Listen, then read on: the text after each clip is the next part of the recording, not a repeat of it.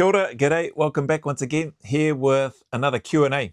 And this time, this is a message that's come through. I won't give the person's name, but they've got here, "Hi Joe, love the content on your channel. I didn't know you had passed both the NZ and Australian SAS selection courses until I saw one of your videos where you talk about which one was harder. Do you think you would have passed the UKSF selection, and or do you think you could have passed the Navy SEALs BUDS selection courses?" They've got a little bit more, another question, so I'll read through that and then I'll come back and look to answer these questions. "And do you think it's necessary for SF operators from another country to have to undergo the selection process for an allied nation? Would love to hear your thoughts. Thanks again for your time and the content you put out." They say a few other nice things and then they sign off with their name. So first, thank you very much for your time and for the question. Second, I'll jump into, I'll jump into your first question. Do I think I would have passed the UKSF selection, and or do you think you could have passed the Navy SEALs BUD selection courses? The reality is, what I'll address first is that I haven't done the UKSF selection or the Navy SEALs BUDS. Didn't even come close because I didn't put in any applications, didn't make any inquiries, none of that. So I haven't done it, and I don't know. Who knows if I would have passed? But your question though, do I think I would have passed the UKSF selection and or Navy SEALs BUDS? I think that time of my life, going back, so I did the NZ selection when I was 20, turned 21 on cycle. Then I was still early 20s by the time I completed the Australian selection. I think I might have been 24 by the time, or 23 or 24 by the time I was a badge member and serving in the Australian regiment. I think any time between that space from 20 to probably early to mid 30s, I'm going to back myself and say I believe I would have. That's right or wrong. I was still maturing, I was still developing physically, mentally, experience-wise, operationally. I feel like I got fitter, faster, stronger once I got to my late 20s and into my early to mid 30s. I felt like I was in, physically really good shape. That's what I felt like. I still feel like I'm in good shape now, apart from the bloody injured my knee and rehabbing that. But other than that, man, like physically, mentally, I think during that period, that sort of 10 to 15 year period from 20 to mid 30s was a good time. So I'm always going to back myself, and I feel like I would have passed those had I taken those steps and pulled the trigger and gone all in on that. But the fact that I didn't do it, I don't know. Nobody knows, so it's just my opinion. So you've asked, do I think I would have? Yeah, I think I would have. So that's my response to the first part of your question. The second part you've got here, and do you think it's necessary for SF operators from another country to have to undergo the selection process for an allied nation? I think the units themselves, they're smart enough and know enough for themselves of what they believe is right for them, so they'll make their own call. What I can speak to is just for me. I think it was necessary for me. I'm grateful for that. I think it would be necessary for me whether I was going from NZ to Australia to the UK to the US, wherever. I would prefer to have gone through those selection courses and processes if I was to, if I had the privilege to do all of those in order to get into those units. So I had the privilege to do the New Zealand one. I had the privilege to do the Australian one. I didn't get badged in NZ. I got badged in Australia. But going through that process, like it felt and feels really good, knowing that I didn't backdoor anything. Like I just went straight through. I don't say that in terms to disrespect anybody, because I'll touch on very briefly, without naming any names, of some awesome men and operators who I've heard of, who I know of, and one of them who were in the regiment at the same time, but we're in different squadrons, who had, they'd proven themselves, tried, tested, and proven where they'd come from, and they had seemed to fit in to the team where they were in the Australian regiment when they came over. So that's just my take I think it's a beautiful part of the process, as hard and as miserable as it is. I think it's a beautiful aspect of the units themselves. I think it helps uphold and maintain the integrity and the standard of the units from a consistency perspective. And I'll hopefully try to bring all of this together when I talk about that and give some examples. And I think it maintains the integrity of those that have laid the foundation for those units, those that are currently there, and then those that are looking to come into the units going forward. So that's my take on that. So necessary for me, for as far as the overall picture, I think it's something that should happen. But again, as I mentioned at the start, those units will know what's right for their units and their culture and their standards and how they're perceived, if they're even worried or concerned about that.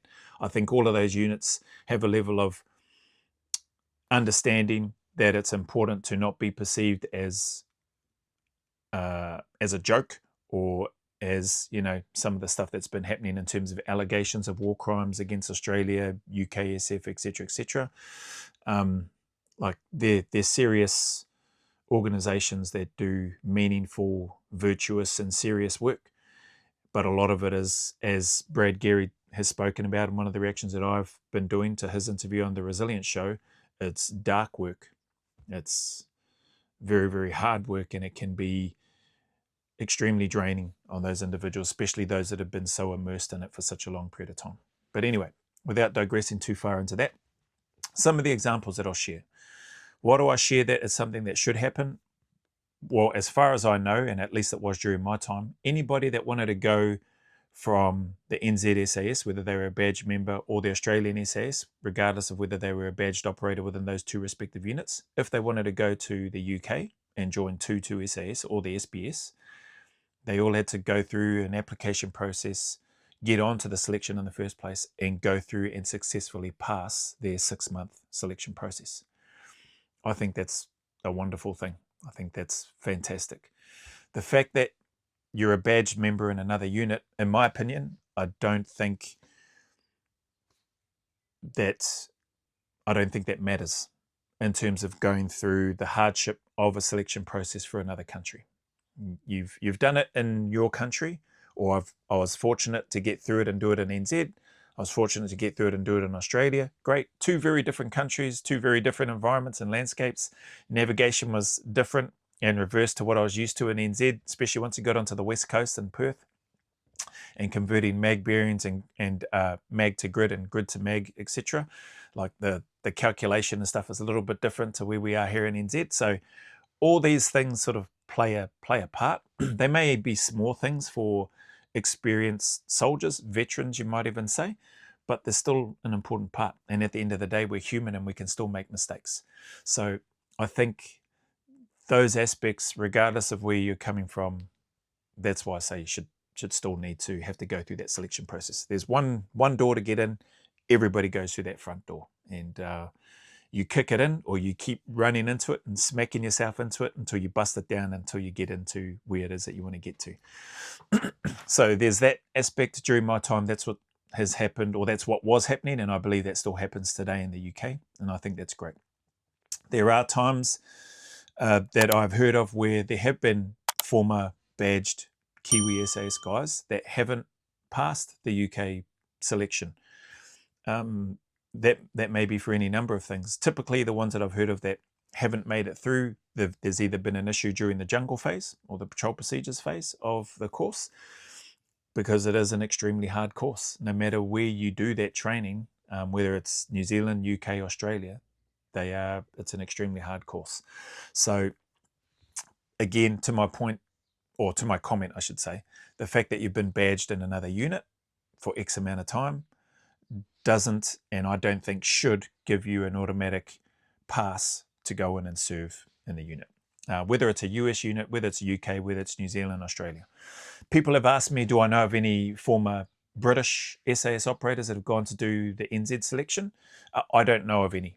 And I think I've mentioned each time, I would be surprised if there were any UKSF guys wanting to join the NZ SAS, because people join a Tier 1 Special Forces unit because of the operational tempo and the opportunity to go out on jobs and work. And the reality is, from my understanding, is that the UKSF has a very high operational tempo, as does the US. So it would probably, and this is just my opinion, this isn't a fact by any means, it would probably be viewed as taking a step backwards, because now if you were going to come, not backwards in terms of skill level or anything like that, but in terms of the operational tempo.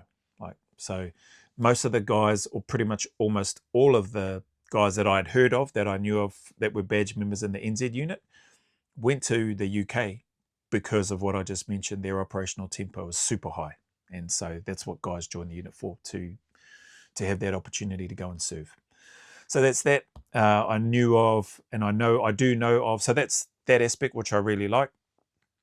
I do know of operators, at least one SBS operator that left the SBS and joined the Australian Special Air Service Regiment, and from my understanding didn't have to do selection, but a phenomenal operator. He served on multiple deployments and operations. I believe he was involved in the massive contact where Ben Robert Smith received his Victoria Cross, and I believe that operator also received some sort of award as well for his actions, and he may have even been the patrol commander.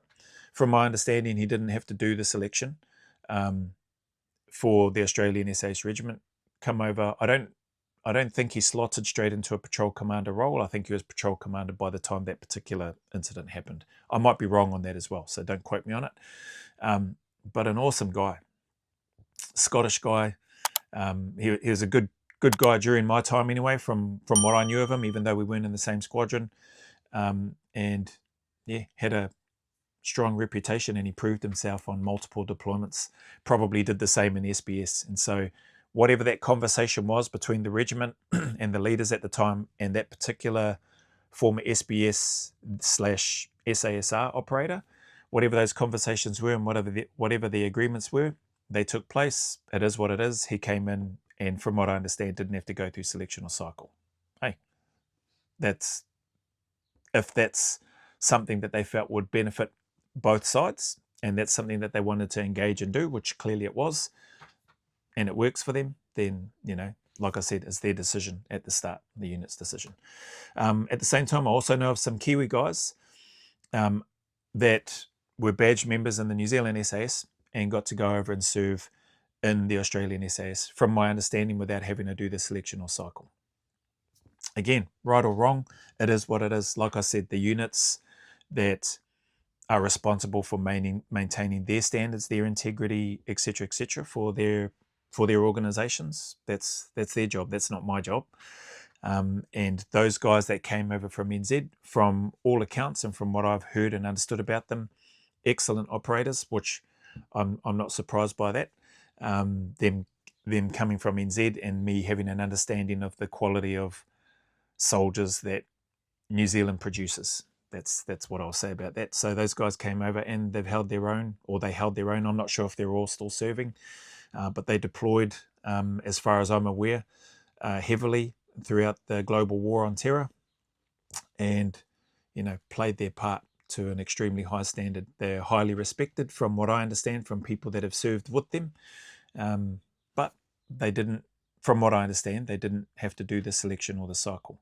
And again, if the conversations and the discussions, like what would have happened with the SBS guy, worked in such a way that all parties felt like they were getting value for what it was that they were about to step into and agree to, then more power to them, is what I'll say. The US, probably a whole different kettle of fish. I have no idea what that process would look like. It's not even something that I thought about or considered, because I don't know what the visa issues. It just wasn't something. New Zealand, Australia, UK were in my scope when I was, early into my journey, but the US never was. The reason that NZ, obviously I was born in NZ, Australia, because there's a close connection between New Zealand, Australia, and the Anzac tradition, and the UK, because I already knew that there was a bunch of Kiwis that had gone over and done the UKSF selection. So those three were definitely in my scope. I only managed to get to complete two of them. Well, complete one of them, but complete two in terms of the selection and cycle elements for NZ, but not, unfortunately for me, my own mistake, not making it and not getting badged in the NZ unit. So, but that is what it is. You know, you live and learn and hopefully improve and get better. Could you, I've answered that one. Do you think it's necessary for SF operators from another country? Yeah, I would say in my case, necessary, yes. In other cases, up to the regiment, up to those units of those different countries to make their call of what they think is best for them. But my bias is always towards, I think, anybody wanting to go and serve in another country's special forces unit, I think they should have to go through the selection process and that continuation cycle of training for them to develop the skills, get adjusted and acclimatized to the culture, make sure that they're a good fit in there for the unit and that the unit is a good fit for them, etc. And then crack on and get on with the work. That's my take. I sincerely appreciate you I was just about to say your name. I sincerely appreciate you taking the time to ask this question and send through the message that you have. And hopefully my 2 cents, for what it's worth, helps. Do I think I would have passed? Who knows? I didn't do it. So, you know, I'm going to be biased and back myself and say yes. And do I think it's necessary for SF operators from another country to have to undergo selection for an allied nation? I think they should. So those are my thoughts. I probably should have just said it like that, but hopefully giving a little bit more context or a little bit more color to the thought process or the answer hopefully helps in some small way anyway. Regardless, thank you again, anybody that spent any time here listening to me babble on in response to this question. Appreciate the questions coming through. You definitely get the old grey matter up here going for me and thinking about things and bringing up a few memories and that sort of stuff. Some good, some not so good, but I appreciate it anyway. And with that being said, as always, the message is the same, regardless of your challenges, difficulties, trials, or maybe decisions that you're thinking about doing, man, just keep turning up, keep staying in the fight, put one foot in front of the other and just take one day at a time. Be a bit kinder to yourself.